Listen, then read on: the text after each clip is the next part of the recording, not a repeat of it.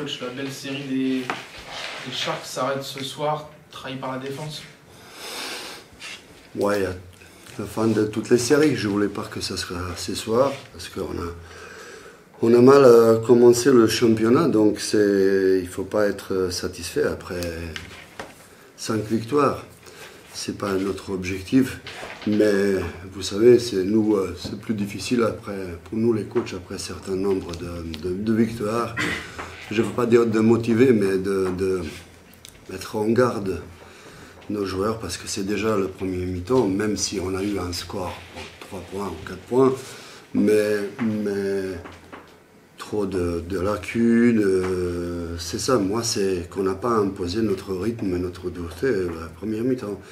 Et deuxième, on a payé très simplement le fait qu'on a déjà eu les joueurs avec 4 fautes. Il fallait, pas dire changer les défenses, un peu tricher, et voilà.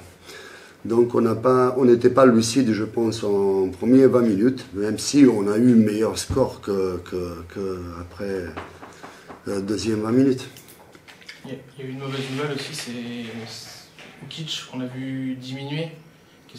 On l'a vu sur le banc se faire souvent soigner. Ouais, il a eu une douleur déjà un certain temps et on a essayé comment dire, parce qu'il se sentait bien, mais on a vu ça se répète avec l'effort, ça se répète. Donc ça c'est une mauvaise nouvelle. Quand les matchs s'enchaînent, on a déjà un match mardi, nous le match remporté contre Paris. Vendredi, c'est un autre match, et voilà, Saint-Quentin, et voilà. Le mollet, la ouais, cheville. Le mollet. Fait que vous n'arrivez pas à passer devant pendant la deuxième mi-temps, notamment en fin de carton, d'être tout proche. À force, est-ce que ça commence à cogiter c'est exactement la situation. On a eu 2 fois panier. Ouais. Voilà, facile, il n'y a jamais panier facile. On a raté, et d'un coup, psychologiquement, on est parti. Bon, même si j'ai demandé un temps mort, même il fallait deuxième et troisième peut-être utiliser à ce moment-là. Mais j'ai eu l'espoir qu'ils vont se réveiller un peu. Mais psychologiquement, ça a été quand on a raté les 2 layups, comme ça a été voilà, en fin de match. Voilà, pourquoi? Parce que normalement, après 5 défaites, il y a cet effet-là. Mais après 5 victoires, normalement, non. Les joueurs, ils ont plus de confiance. Mais ça a été vraiment un moment où on a presque arrêté de jouer. Après, vous prenez 32 points dans le dernier carton et c'est explosé, quoi. Oui. Voilà. Il y a eu le manque de rotation ce soir finalement et les fautes rapides qui nous ont coûté cher avec Fernando. Les fautes rapides qui nous ont coûté cher. Les fautes rapides. Notamment des intérieurs. Et encore une fois, on a vu, son Team Blue, c'est quand même, je ne vais pas dire sans américain, mais quand même c'est un joueur qui pèse pour nous. Même psychologiquement, il était nulle part. Hein.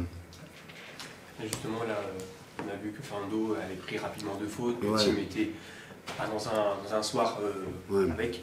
Là, vous allez, je pense, prochainement finir un nouvel intérieur. Ça va vous amener un peu plus de dureté, un peu plus de sécurité peut-être dans le secteur.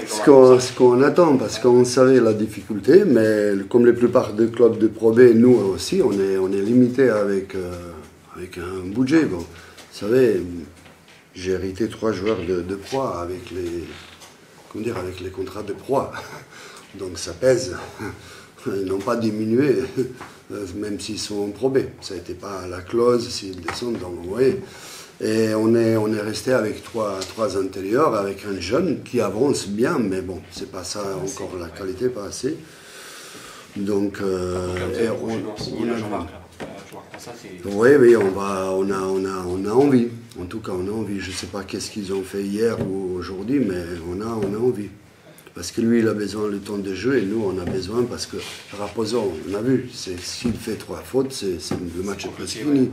Team Blue, après, il fait la tête parce qu'il joue 5.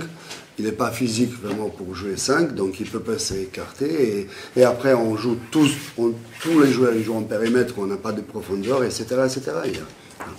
Mais bon, il faut aussi accepter qu'ils ont bien joué 3e et 4e carton. Ils ont joué ce qu'il fallait.